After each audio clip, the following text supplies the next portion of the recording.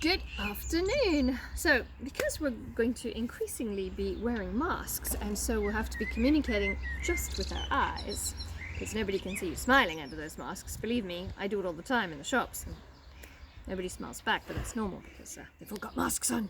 Anyway, so I'm going to talk to you today about different ways to say look or see in English.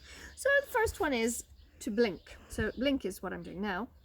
So when you blink, it means that you are shocked by something, you're surprised by something, you've received some news and you're dismayed or in disbelief about what somebody has just said. Right, to browse is like what I'm doing now. I'm browsing through this magazine, just looking through it, browsing through something. To glance or to glimpse at something means that you look quickly, briefly, and then you look back. So I was earlier glancing at my bedroom window because my dog was jumping on the bed trying to get out of the window. Right, to peek or to peep is when you're looking at something you shouldn't really be looking at, and often you're looking through a small space. So for example, when it's Christmas time and your parents have bought you lots of presents and you know where they are, they're in a cupboard, you might have a peek, a quick look that you're not supposed to be doing. You're not supposed to be looking at those presents.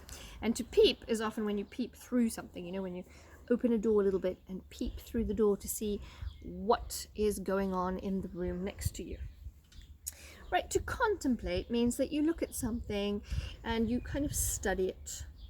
Right, to eye means that you look at something quite intently, and it can also mean that you want what you're looking at. Right, to fixate or to focus means that you look at something and you are focused on it.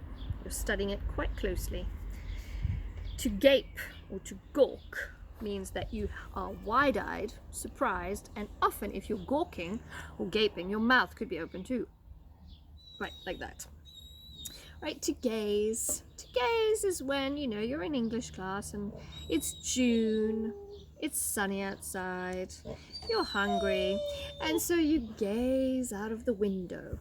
You're not really looking at anything, you're just gazing out, looking out into the lovely summer sky.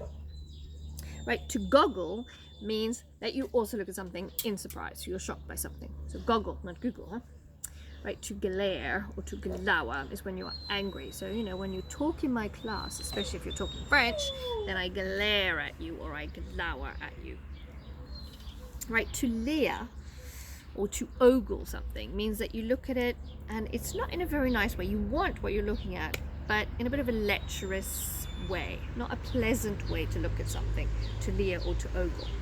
Right, if you observe or you study something, that means you're looking at it quite closely, seeing what it's doing. And to watch, remember, you watch something that is moving. Right, to peruse means that you look at something very, very carefully, right? You study it. To rubberneck means that you're looking at something with curiosity, Rubberneck means you're trying to see something very curious that you probably also should not be looking at.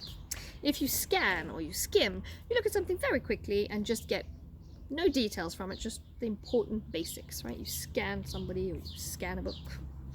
Right, to stare means to look at somebody in the eyes and, not break the look. Keep staring at them. Right, and you can also stare down or outstare someone. And if you do those two, you're trying to be dominant. You're trying to show them that you are stronger than them by outstaring them or staring them down. To scrutinize means to examine. You look at something very closely, trying to find anything that's wrong with it, all the details. It's the opposite of to skim, to scan. And the last one is to wink. So, of course, if you see somebody you really like in a bar, you might wink at them. Or if in English you don't want to be in somebody's group, you might go, madam, no, give me a wink. Right, so there you go. So these are the words that I have shown you today. There you go. Right, and there's the other ones.